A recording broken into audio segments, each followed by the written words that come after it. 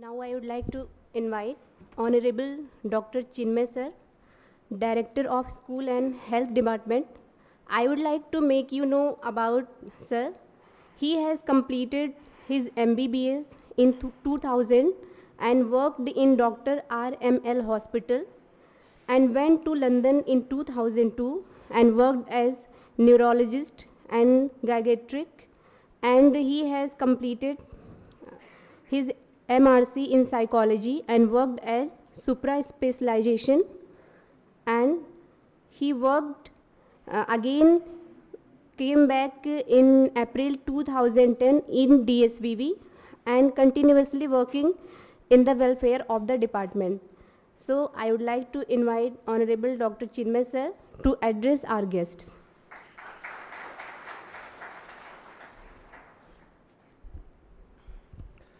उस परम सत्ता, दिव्य, सर्वसमर्थ परम पूज्य गुरुदेव एवं परम वंदनीय माता जी को साक्षी मानकर गायत्री मंत्र के साथ अपनी बात की शुरुआत करना चाहूँगा। कृपया एक बार गायत्री मंत्र मेरे साथ साथ दोहरा लें। ओम भूर्भुवः स्वः तत्सवितुर्वरेण्यं भर्गो देवस्य धीमहि धियो यो नः प्रचोदयात्। माननीय श्री विनय पाठक जी, कुलपति उत्तराखंड मुक्त विश्वविद्यालय, माननीय मिश्रा जी, कुलपति देव संस्कृति विश्वविद्यालय, श्री हिमाद्री साहू जी, विभागाध्यक्ष मनोविज्ञान विभाग, माननीय अतिथिगण, प्रतिभागीगण, देव संस्कृति विश्वविद्यालय के आचार्यगण और प्यारे बच्चों, ये क्षण नेशनल सेमिनार की समाप्ति के क्षण हैं, किंतु मैं चाहूँगा कि इन क्षणों में हम लोग इस सेमिनार की प्रासंगिकता पर पुनर्विचार करें। Let us try to reassess that what was the need behind this seminar. और यदि हमें इस विषय पर चिंतन मनन करना हो कि इस सेमिनार की उपयोगिता क्या थी, इस सेमिनार की ज़रूरत क्या थी, इस सेमिनार की प्रासंगिकता क्या थी, तो हमें उसकी शुरुआत, उस यात्रा की शुरुआत अपने अंतर्मन में उतर के करनी होगी। यदि हम लोग अपने अंतर्मन में एक डुबकी डालें तो हम पाएंगे कि आज का मनुष्य, मोस्ट ऑफ द पीपल, ज़्यादातर आदमी, उनका जीवन बहुत बेचैन है। उनके जीवन में द्वंद्व है, आवेग हैं, उद्विग्नताएं हैं, परेशानियां हैं, दुख हैं, संताप हैं, विक्षेप हैं। It's full of sufferings, pain, misery. और ऐसी स्थिति में जिस मनुष्य का जीवन विषमताओं से, उद्विग्नताओं से, परेशानियों से घिरा हुआ हो, उससे सुख की, शांति की उम्मीद करना बेईमानी होगा। मनुष्य चाहता कुछ और है, सोचता कुछ और है, करता कुछ और है, पाता कुछ और है, जीवन भटकाओं से घिरा हुआ है। ऐसी स्थिति में परेशान व्यक्ति समाधान की तलाश में चिकित्सकों के पास आता है। पर विडंबना यह है कि जो चिकित्सा प्रणालियां आज के समय में उपलब्ध हैं, जिनको हम साइकोथेरेपी के नाम से जानते हैं, जो मनोविकारों के लिए एक प्राइम स्टे, एक main stay tool of medication है और मैनेजमेंट है, उनके पास भी उसका समाधान उपलब्ध नहीं है। जहाँ पर समस्याओं की सुरसा मुंह फैलाए खड़ी हो, वहाँ पर यदि समाधानों का अनुमान नज़र ना आए तो परिस्थितियाँ बड़ी विषम हो जाती हैं। जो अवेलेबल साइकोथेरेपी हैं, उनके साथ विगत कुछ महीनों में जब हम लोगों ने इस पर विचार विमर्श किया देव संस्कृति विश्वविद्यालय में, तो यह पाया कि उनके साथ दो समस्याएं थीं। एक तो ये कि वो अधूरी थी और एक ये कि वो अप्रासंगिक थी। दे वर इनकम्प्लीट एंड इररेलेवेंट। इनकम्प्लीट इसलिए कि वो समस्याओं की बात तो करती हैं पर समाधानों की बात नहीं करती। आप उदाहरण के तौर पर यदि गिल्ट को लेकर के देखें तो गिल्ट में वेस्टर्न कॉन्सेप्ट के हिसाब से कन्फेशन तो इनकॉर्पोरेट होता है, पर जो भारतीय प्रणालियों में, जो भारतीय प्राच्य विद्याओं में प्रायश्चित विधान की बात की जाती है, वो एस्पेक्ट उससे कम्प्लीटली लैक करता है। उसी तरीके से वो अप्रासंगिक हैं। अप्रासंगिक इसलिए कि जो बहुत सारी साइकोथेरेपी है, और मैं अपने निजी अनुभव के आधार पर ये आपको बताना चाहूँगा कि खासकर यूके में तमाम तरह की चिकित्सा प्रणालियाँ उपलब्ध हैं, मौजूद हैं। Cognitive analytical therapy, cognitive behavioural therapy, dialectical behavioural therapy, motivation enhancement therapy, individual psychotherapy, group psychotherapy, family therapy, जितनी भी उपलब्ध थेरेपीज़ हैं वो वहाँ पर मौजूद हैं। पर इसके बावजूद उनके पीछे का जो बेसिस है वो वेस्टर्न फैमिली वैल्यूज़ और वेस्टर्न सोशल जो सेटअप है उसके आधार पर बनाया गया है।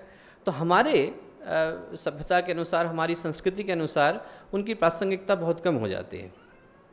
इन सब विषयों पर हम लोगों ने सोचा और ये पाया कि ऐसे समय में ज़रूरत है कि हम लोग एक नई शुरुआत की कल्पना करें, और इसी सोच के साथ इस सेमिनार का जन्म हुआ कि हम लोग एक नई विचारधारा दे सकें, हम लोग एक नई दिशा दे सकें, हम लोग एक नई सोच दे सकें। और इस एकेडमिक थिंकिंग के अलावा इस सेमिनार को कंसीव करने के लिए, इस सेमिनार को प्लान करने के लिए एक भावनात्मक रीज़न भी था। और भावनात्मक कारण ये था कि ये वर्ष परम पूज्य गुरुदेव का जन्म शताब्दी वर्ष है। परम पूज्य गुरुदेव को लोग विभिन्न रूपों से और विभिन्न पक्षों से जानते हैं, और उनके साथ जिंदगी के 15 वर्ष गुजारने का सौभाग्य पाने के कारण मैं आपको बता सकता हूँ कि गुरुदेव के जीवन के अनेकानेक पक्षों में एक पक्ष जो बहुत महत्वपूर्ण था वो था उनका मनश्चिकित्सक का पक्ष। ऑल्दो गुरुदेव ने कभी साइकेट्रिस्ट का कोई टैग नहीं लगाया, पर यह बात सर्वविदित है कि जो भी उनके पास समस्याओं को लेकर के गया वो समाधानों को लेकर के लौटा। लोग छोटी छोटी तकलीफ़ों, दुखों को लेकर के गुरुदेव के पास जाते थे और ज़िंदगी के सारे समाधानों को लेकर वहाँ से लौटते थे।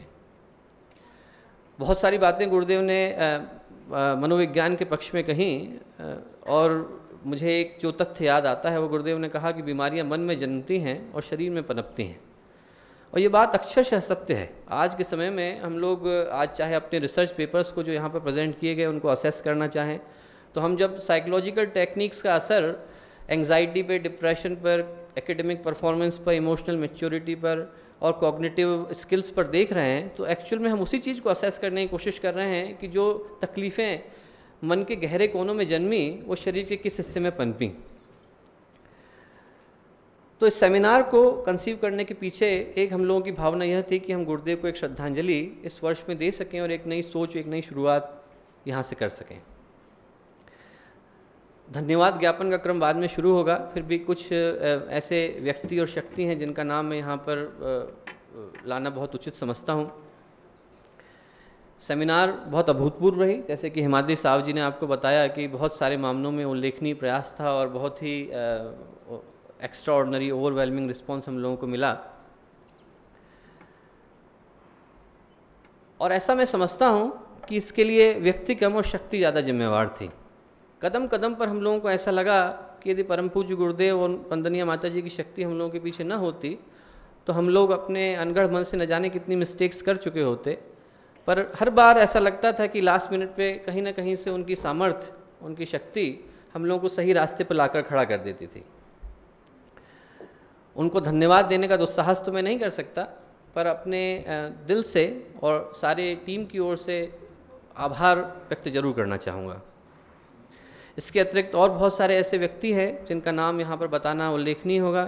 श्रद्धेय कुलाधिपति जी, जिनका मार्गदर्शन, प्यार, सहयोग हम लोगों को हर कदम पर मिलता रहा।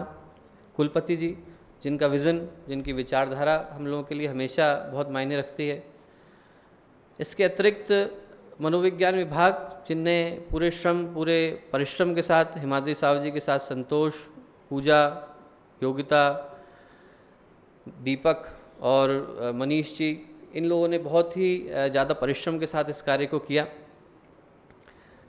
अपने विभाग में सुदर्शन जी, मनोज जी, ये लोग रात दिन इस कार्य को लगे रहे और रात के 1:30 बजे मुझे टेक्स्ट मैसेज आते रहे कि अब हमने उनको ठहरा दिया है और अब उनको ठहराने जा रहे हैं।